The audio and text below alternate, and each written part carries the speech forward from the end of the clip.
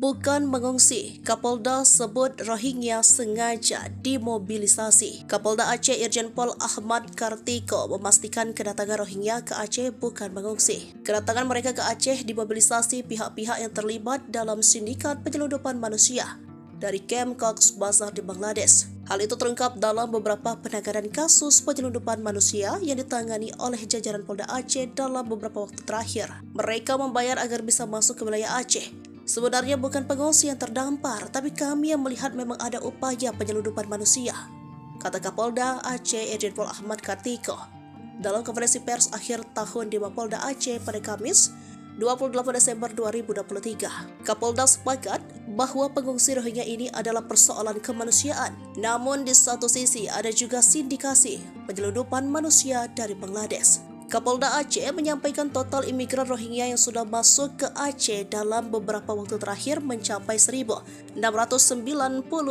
orang. Sepanjang tahun ini, lanjutnya, Polda Aceh dan jajaran telah menangani 7 kasus penyelundupan pengungsi Rohingya dengan total tersangka sebanyak 16 orang. Kapolda Aceh Irjen Pol Ahmad Kartiko mengaku ada kendala pihak Polariut Polda Aceh dalam menghalau pengungsi Rohingya masuk ke wilayah Aceh melalui perairan Indonesia.